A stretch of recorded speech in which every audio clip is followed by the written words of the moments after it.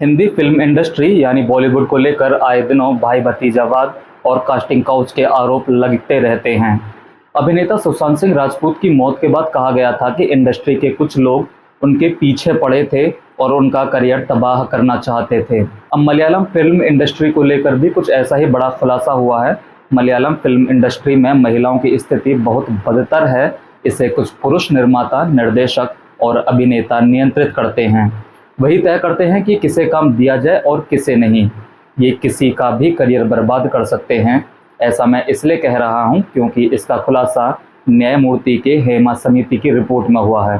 तो चलिए जानते हैं हेमा समिति रिपोर्ट क्या है, ये कमेटी क्यों बनाई गई और इसमें क्या क्या खुलासे किए गए हैं। ये कहानी शुरू होती है 14 फरवरी 2017 से, जब मलयालम फिल्मों की एक मशहूर अभिनेत्री अपनी कार से कोच्चि जा रही थी। तभी उन्हें अगवा कर लिया गया। उन्हीं की कार में उनका यौन उत्पीड़न किया गया। यह अपहरण ब्लैकमेल करने के इरादे से किया गया था। वारदात की जानकारी जंगल में आग की तरह पूरे केरल में फैल गई। सिने प्रेमी सड़कों पर आ गए। उनमें नामचीन एक्टर दिलीप समेत 10 लोगों के नाम सामने आए। जन आक्रोश से पुलिस दबाव में आई तो देखते ही देखते आरोपी धर लिए गए। सबको जेल जाना पड़ा। इस वारदात के बाद मलयालम सिने इंडस्ट्री में महिला कलाकारों की सुरक्षा, कामों की शर्तों आदि को लेकर आवाज उठने लगी। लोग सड़कों पर उतरने लगे। आंदोलन तेज होता जा रहा था। अंत में मजबूर होकर उस समय के सीएम ने वारदात के 5 महीने बाद जुलाई में केरल हाई कोर्ट की रिटायर्ड जस्टिस हेमा की अध्यक्षता में 3 सदस्यीय कमेटी गठित कर दी। कमेटी को जो टास्क दिया गया उसमें पूरी मलयालम इंडस्ट्री की महिला कलाकारों, सहयोगियों और अन्य स्टाफ की सेवा शर्तों, काम के बदले समुचित मेहनताना, शूटिंग स्थल पर सुरक्षा के पर्याप्त इंतजाम आदि को लेकर रिपोर्ट देना था। इस कमेटी ने मलयालम फिल्म इंडस्ट्री को पूरी तरह से मथ डाला। सैकड़ों की संख्या में महिला कलाकारों, टेक्नीशियंस तथा अन्यों से बातचीत की। जरूरी बयान रिकॉर्ड किए गए। फिर साल 2019 के अंत में इस कमेटी ने अपनी विस्तृत रिपोर्ट सीएम पी विजयन को दी, जिसमें अनेक खुलासे किए गए थे। कह सकते हैं कि यह रिपोर्ट मलयालम फिल्म इंडस्ट्री के सभी स्याह चेहरों का खुलासा कर रही थी। कास्टिंग काउच से लेकर फिल्म के सेट पर शराब आदि के पीने के प्रमाण पाए गए। कमेटी ने इस मामले में विस्तृत जांच हेतु एक न्यायाधिकरण के गठन की सिफारिश की थी। रिपोर्ट देखने के बाद सीएम को इसकी गंभीरता का अंदाजा हो गया था। उन्हें यह भी पता चल गया था कि अगर इसे सार्वजनिक कर दिया गया तो राज्य में तूफान आ जाएगा। नतीजा ये हुआ कि सरकार ने कानूनी सहारा लेते हुए करीब 2 साल तक रिपोर्ट को सार्वजनिक नहीं किया।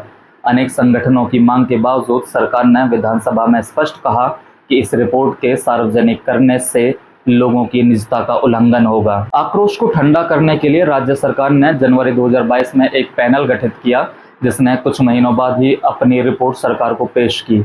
इसमें कुछ इंडस्ट्री के जॉब करने वालों के कॉन्ट्रैक्ट को अनिवार्य करना, महिलाओं पुरुषों को एक ही तरह का भुगतान सुनिश्चित करना, शूटिंग वाले स्थान पर शराब, ड्रग्स पर सख्ती से पाबंदी और महिलाओं के लिए कार्यस्थल पर सुनिश्चित माहौल तैयार करना शामिल है। इस रिपोर्ट को जारी करने के लिए 5 आईटीआई कार्यकर्ताओं और मीडिया कर्मियों ने केरल राज्य सूचना आयोग से संपर्क किया तो उसने 6 जुलाई 2024 को आदेश दिया कि आयोग के सामने गवाही देने वालों की निजता बरकरार रखते हुए रिपोर्ट को कंट्रोल रिलीज किया जाए। हालांकि केरल हाईकोर्ट ने एक फिल्म निर्माता की याचिका पर इस रिपोर्ट के रिलीज पर रोक लगा दी। अब यह रिपोर्ट जारी कर दी गई है। केरल सरकार की ओर से 295 पन्नों की इस रिपोर्ट से प्रारंभिक मसूदों से 63 पन्नों को हटाने के बाद जारी किया गया है।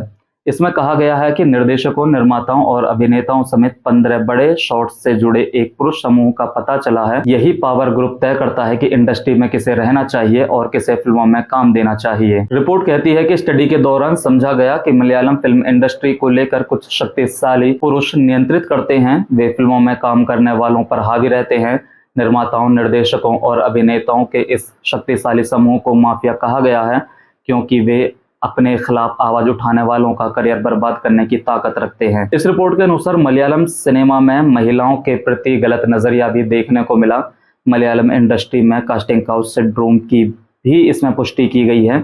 इसमें कहा गया है कि निर्देशक और निर्माता अक्सर महिलाओं के शोषण के लिए उन पर दबाव डालते हैं।